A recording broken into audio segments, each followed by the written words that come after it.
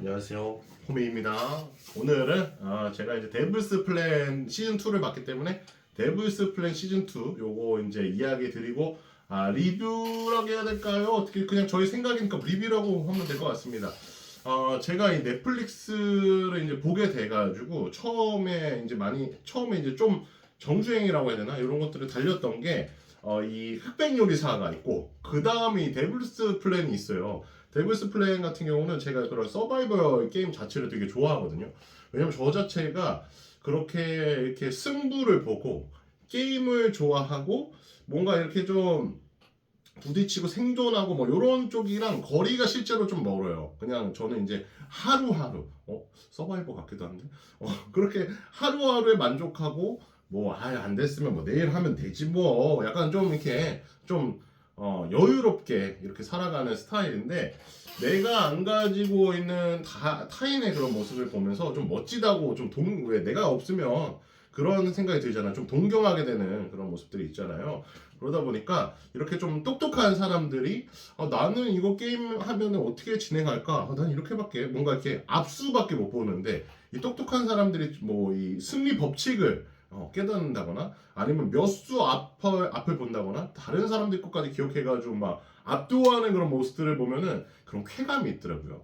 그러니까 그 게임을 만드시는 분들도 그거를 염두하고 만드는 건지 뭐 모르겠지만 뭔가 그런 수를 만들어주는 건가 싶을 정도로 근데 그 수를 또 되게 간파를 잘하는 그 플레이어들을 보면서 되게 내가 느낄 수 없는 거를 대신 느끼게 해주니까 대리 만족을 좀 많이 느껴서 이런 서바이벌 프로그램을 좋아합니다.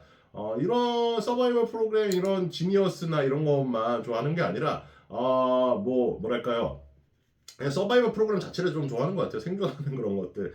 뭐 예전에는 그 뭐야 원어원 뭐지 그거 프로듀스 원어원 그런 것들도 좋아했고 뭐 쇼미더머니도 좋아했고 그냥 좀 이렇게 이겨내고 우승하고 그 한 명이 올라서는 그 과정 보는 성장하는 그 과정 보는 거를 너무 좋아하는 것 같습니다. 어쨌든 요 데블스 플랜이 시즌 2가 이제 공개가 될 거다라는 게 이제 이 넷플릭스에서 보여지기 시작했어요. 화면에 이렇게 딱 뜨기 시작했었거든요. 근데 저 같은 경우는 시즌 1에 정주행했을 때 생각보다 재밌다라는 생각은 거의 없었어요. 이게 너무 기대가 컸나 봐. 처음에 이렇게 딱 봤을 때는 워낙 지니어스를 재미있게 봤고 지니어스에는 그 장동민이라는 그 캐릭터 지금도 지니어스 하면 장동민이라는 그 이렇게 이꼬르 표시가 된단 말이죠. 그런 것들 때문에 그런지 모르겠지만 장동민이 없고 그냥 뭐 알만한 사람들 뭐 궤도님도 있고 하석진님도 있고 뭐 이런데 생각보다 막 너무 재밌다라는 생각보다는 그래도 내가 좋아하는 프로그램 형식이니까 봐야겠다 해서 끝까지 본 게 조금 컸어. 솔직히 그렇게 큰 재미를 못 느꼈고 그렇기 때문에 시즌 2는 어떨까 싶었는데 저는 개인적으로 시즌 2가 조금 더 재밌는 것 같아요. 왜냐면 시즌 1은 사람들이 순둥순둥한 느낌이었어요. 물론 이제 뭐 연합과 연합의 대결하면서 뭐 그런 모습들도 물론 보여지긴 했지만 견제하는 모습도 보여지긴 했지만 그래도 그게 뭔가 이렇게 막 엄청나게 부딪히는 느낌은 아니었거든요.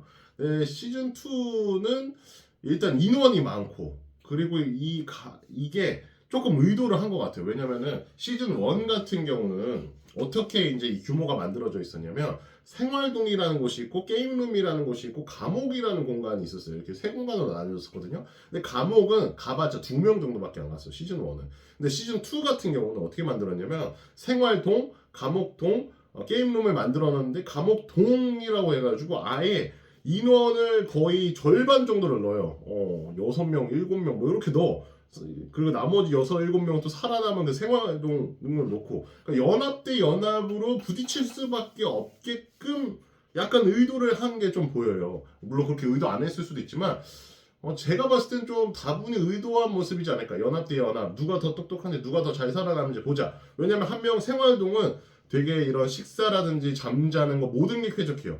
근데 이 감옥동 같은 경우는 식사도 빵하고 뭐 우유 정도밖에 안 주고 그냥 다 동그랗게 침대만 있어가지고 자는 공간이 다예요. 그러니까 좀 열악하게 만들어놔서 막 거미줄도 일부러 막 인위적으로 좀 만들어놓고 그렇기 때문에 약간 뭐랄까요, 그런 사람들 뭐라고 하죠, 언더그라운드라고 하나 뭐라고 하나 약간 좀 그런 느낌이고, 감옥동에 있는 느낌은, 이 생활동에 있는 느낌은 뭔가 이렇게 그런 평탄한 길을 항상 이렇게 좋은 길로 가는 사람들은 그런 모습이에요. 물론 언제든지 뒤집힐 수 있지만, 그러다 보니까 좀 그런 모습들이 좀 더 격돌하게끔 이제 만들어 놓지 않았나라는 생각이 듭니다. 그리고 이 데빌스 플레이는 모르시는 분들을 위해서 이제 설명을 드리자면, 게임이 두 가지 정도로 이제 크게는 진행이 돼요.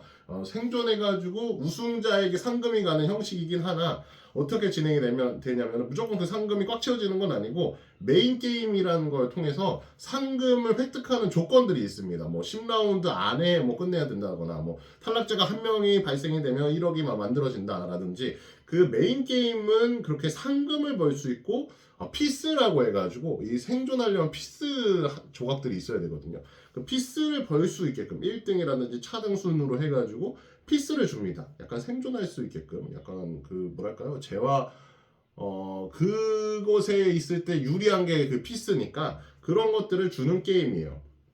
근데 이게 끝나면은 이제 생존자 3위권에서 중위권까지 절반은 이 생활동으로 아까 말씀드렸다시피 넘어가고, 그 다음에 이 나머지 절반들 하위권들까지는, 중간부터 하위권까지는 이제 감옥동으로 이제 이동을 하게 됩니다.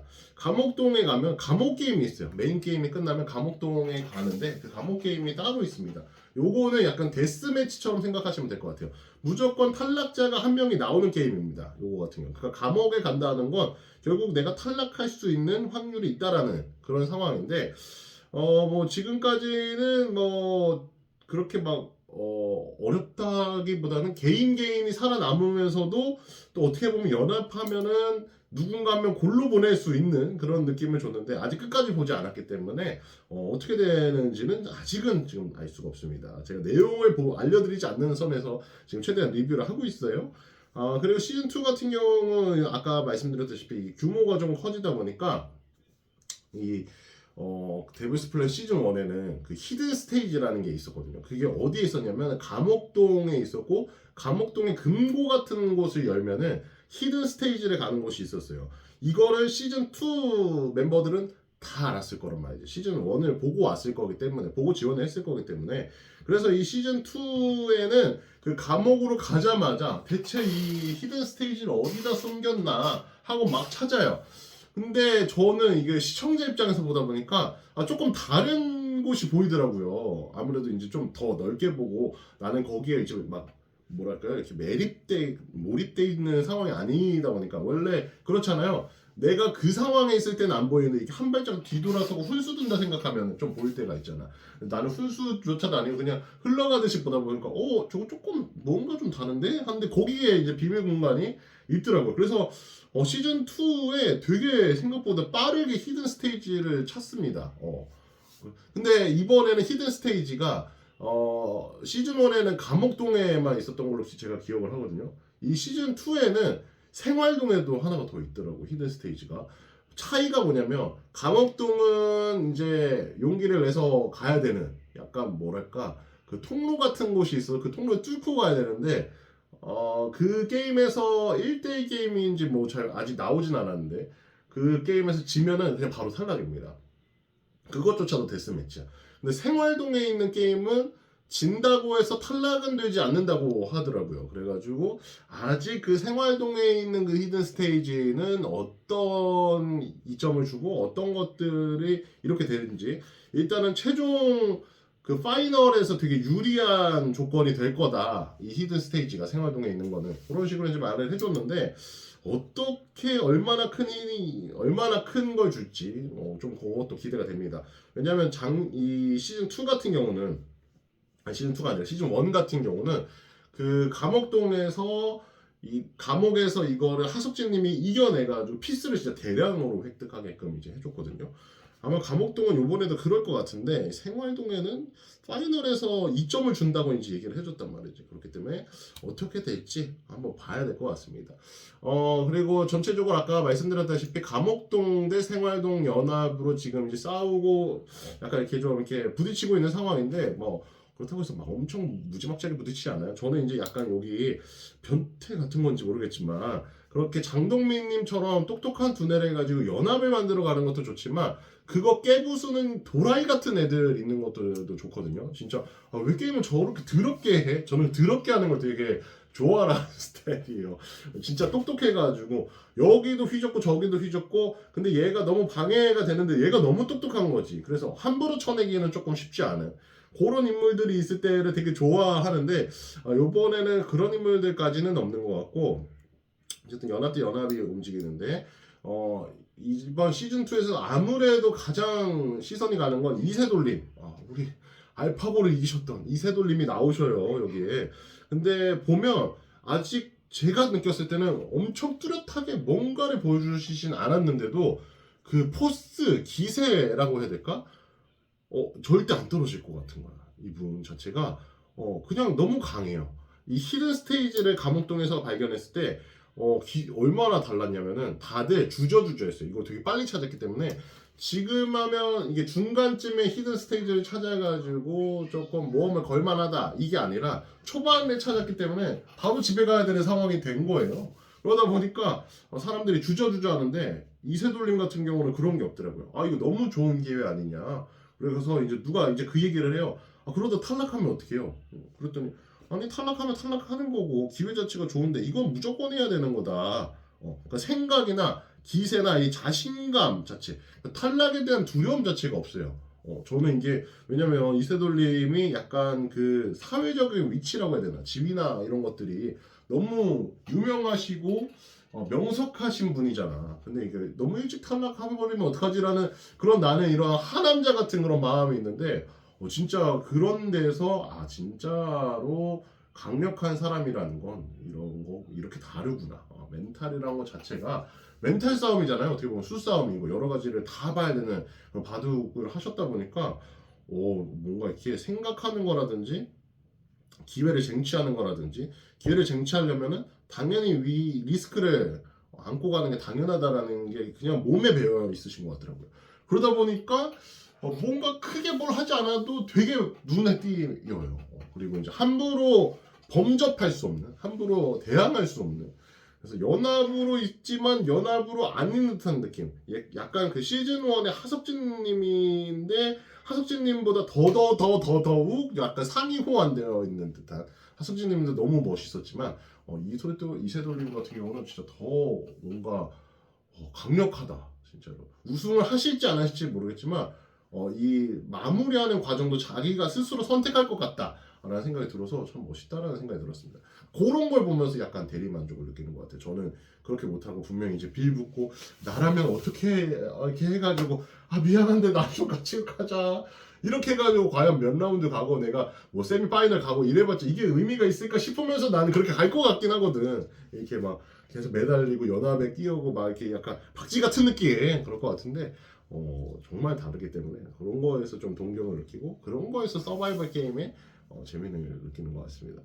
자, 오늘은 데블스 플랜 시즌2에 대해서 조금 이렇게 간단하게 이야기를 해봤습니다. 여러분들도 관심 있으시면은 넷플릭스 데블스 플랜 시즌2 시청해보시는 건 좋고 이게 생각보다 시간이 조금 돼요. 다른 그런 뭐 드라마들처럼 40분 50분 이러지 않고 조금 1시간이 넘어갑니다. 그러니까 여러분들 그거 감안하시고 보셔야 됩니다. 조금 길어 타이밍이 길어 플레이 타이밍이. 오늘도 이렇게 시청해주셔서 감사드리고 가시기 전에 구독을 안 눌러주셨다 오늘 처음 봤다 하시는 분들은 구독 눌러주시면 좋겠습니다. 제가 생활 이야기 저의 일상 이야기 뭐 이렇게 리뷰 이야기 그냥 하고 싶은 이야기 다 하거든요. 나는 뭐 잡소리 듣는 거 좋아한다 하시는 분들은 구독하셔서 계속해서 이제 저의 이런 생각 이야기들을 들어주시면 너무나 감사할 것 같고 가시기 전에 또 여러분들 보고 계신 거 넷플릭스에서 나 이런 거 재밌는데 이런 것도 한번 봐보셔라 바보라는 것 같은데 아무튼 그런 거 있으면 또 추천해 주셔도 좋고 아니면 뭐 이거 지금 오늘 리뷰 들으시고 나도 이런 거 한번 봐봐야겠다라든지 아니면 보고 있어요라든지 댓글 아무거나 자유롭게 남겨주시면 좋을 것 같고요. 영상당 좋아요는 하나밖에 못 누릅니다. 여러분들 요 영상에 좋아요를 누를 수 있는 기회 한번 꼭 눌러주시면 좋겠습니다. 그리고 멤버십도 활용하고 있습니다. 멤버십은 여러분들 자유적이니까 제 이 채널을 후원해주고 싶다. 그래 너가 유튜버로서 잘 성공해가지고 영상 더더욱 좀 퀄리티도 좀 좋게 만들고 많이 만들고 뭐 생방송도 하고 이러면 좋겠다 하는 마음으로 후원해주실 분들도 계시다면 후원도 해주시면 좋겠습니다. 지금까지 호민이었고 전 또 내일 영상에 찾아오겠습니다. 매일 찾아오고 있어요. 갑니다.